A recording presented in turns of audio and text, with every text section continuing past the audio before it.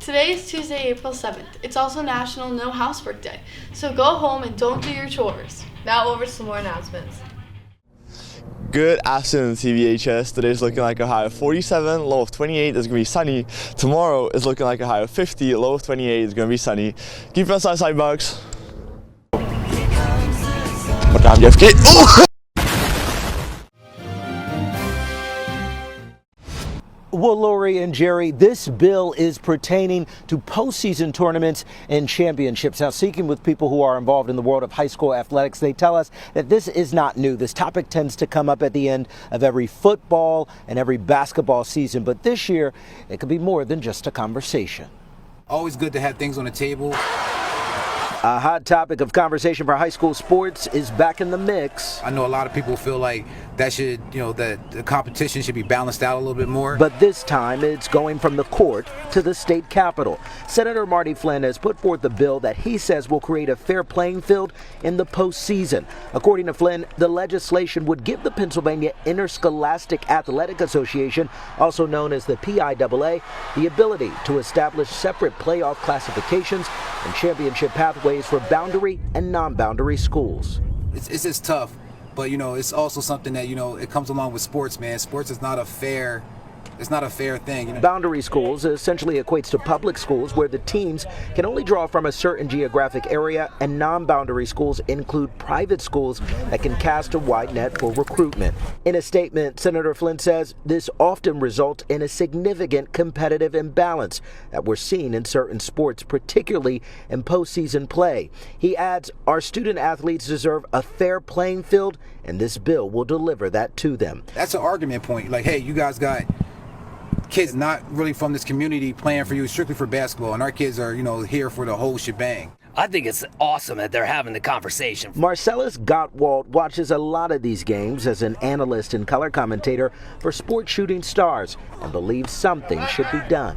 There has to be another way that they can tweak this, where you can get some of these teams that are on these magical runs that only play with a 3, 4, 5 mile boundary and let them get that glory and get that championship that they deserve.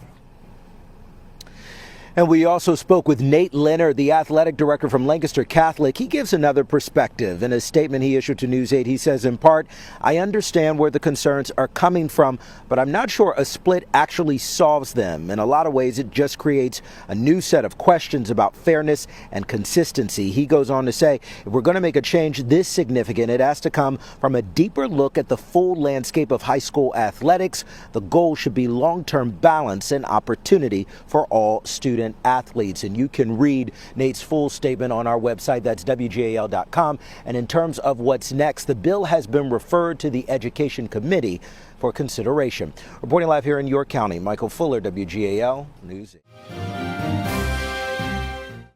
Graduating seniors, it's that time of year that we ask you to complete your senior survey. Please respond to the following questions, responding only to the items that apply to you. Every senior must submit this form regardless of future plans. It's important to note that the final transcripts are prepared and mailed based on the information provided here. The link to the senior survey is on Schoology. Please see Mrs. McDaniel in the guidance office if you have any questions. The survey needs to be completed by May 15th. Now over to Today in History.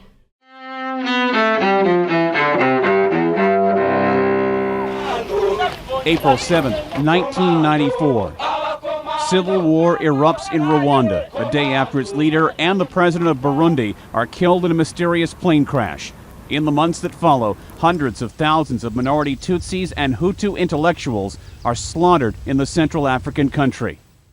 1927. An audience in New York witnesses the first successful long-distance demonstration of television in the United States.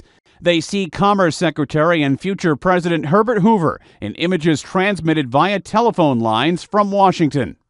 1947. Auto pioneer Henry Ford, father of the Model T car and the modern assembly line, dies in Dearborn, Michigan at age 83. 1949. I'm gonna wash that man right out of my hair and send him on his way. In New York, the Rodgers and Hammerstein musical South Pacific, starring Mary Martin, opens on Broadway. And 1915. For you I cry, for you the only. Billie Holiday, Lady Day, one of the great jazz and blues singers of all time, is born in Philadelphia. Today in history, April 7th. Ed Donahue, The Associated Press. Attention all TSA students. This is a reminder that all event pre-submissions are due tomorrow, Wednesday, April 8th. Reminder not to forget to choose your school store items by Tuesday at 2:30 p.m. each week, so they'll be ready to pick up during lunches every Thursday. Grab your favorite snacks, school gear, or prizes before they're gone. Completing interest forms are now open. Tryouts will be held during the first week of May and are open to all middle school and high school students who are ready to bring energy, teamwork, and school pride. Flyers will be posted around the school this week. Scan the QR code for more information. Contact Coach Winiger with any questions. Hey CV, it's Mrs. Mead with Money with Mead, and I am back. I made a mistake, and it's not often that people always, are honest that way, but I did a huge mistake this time. For some reason, I missed one award, and that is the CvCCS Volunteer Award. I'm not sure what happened. I don't know, but I take full responsibility. So you have one more chance, seniors, to win a $500 reward. And however, it is due Thursday, and I know it's a quick turnaround. However, I have done a few little accommodations, let's just say. First off, the application is as it normally is, however, with one little change.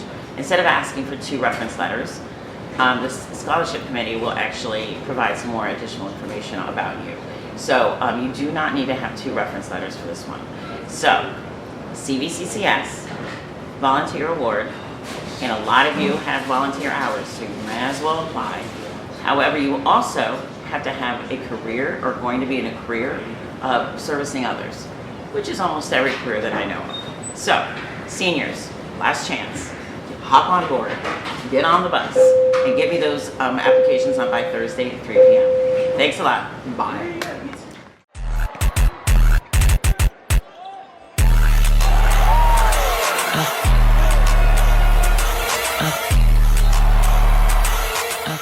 So yesterday, varsity boys tennis defeated Elizabethtown 6-1 in a Section 2 match.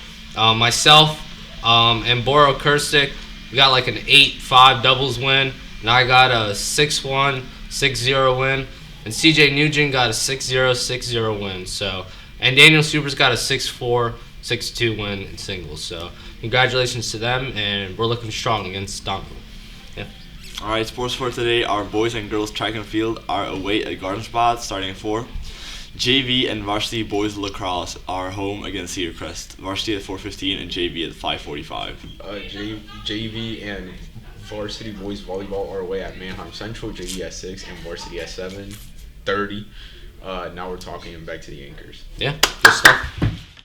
That's all the announcements we have for you today. The quote of the day is, as you get older, 3 things happen. The first is your memory goes, and I can't remember the other 2. Norman Wisdom. On behalf of WCVH, this is Haley, alongside Kenzie. Have a Tater Tot Tuesday.